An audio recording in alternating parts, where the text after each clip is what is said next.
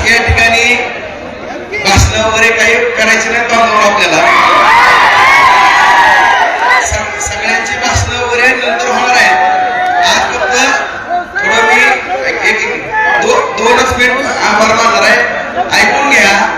आज या ठिकाणी संपूर्ण बार्शी तालुक्यातील जनतेनं माझ्या सर्व बंधू भगिनींनी वडीलधारी मंडळी तरुण मित्र आणि सर्वांनीच एक मोठे आशीर्वाद बांधून आपल्याला या ठिकाणी दिलेले आहेत. त्यांचे सुरुवातीला या ठिकाणी मनपूर्वक मी आभार व्यक्त करतो.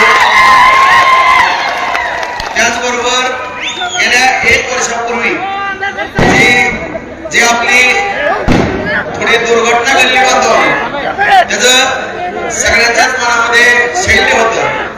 परंतु आदरणीय पंतप्रधान नरेंद्र मोदी साहेबांच्या मार्गदर्शनाखाली आदरणीय आपल्या सर्वांचे नेते देवेंद्र फडणवीस साहेब, शिंदे साहेब दादा आणि आपले लाडके पालकमंत्री जयभाऊ गोरे साहेब या सर्वांनी बांधवांवर या ठिकाणी फडणवीस साहेबांनी गोरे साहेबांनी एक विधानसभा झाल्यापासून विशेष या बार्शीवरती लक्ष घातलं. सर्व बार्शी तालुक्याच्या जनतेच्या ग्रामीण आणि शहरी भागातील माझ्या सर्व जनतेच्या मनामध्ये एक संभ्रम होता की या तालुक्याचा विकास कुठेतरी थांबतो का.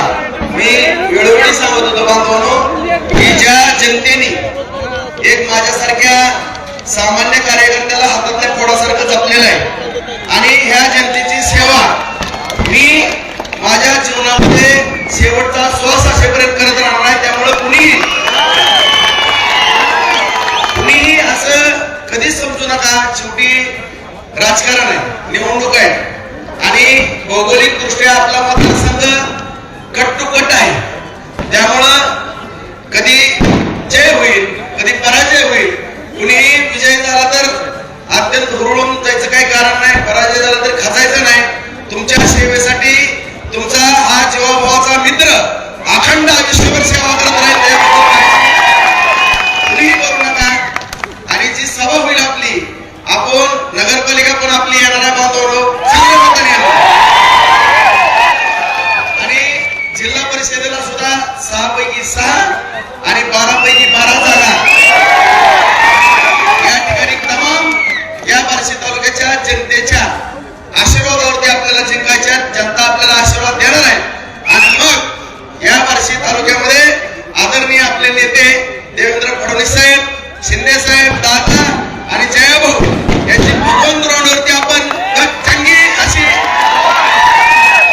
सगळ्यांच्या नागरी सत्काराची सभा घेऊ आणि जे वर्षामध्ये थोडं आपल्या तालुक्याचं नुकसान झालंय ते बार्शी तालुक्याच्या विकासाला एक गेल्या वर्षीचं आणि पुढच्या 4 वर्षाचं गेल्या वेळेस जे पॅकेज दिलं त्याच्यापेक्षा अधिक विकासाचं पॅकेज या ठिकाणी आदरणीय साहेबांकडून आपण घेऊ. आणि या बार्शी तालुक्यातल्या सर्व बंधू भगिनींना मी आश्वासित करू इच्छितो, कुणीही काळजी करू नका. आम्हाला कुठलंही घाणेरडं राजकारण करायचं नाही.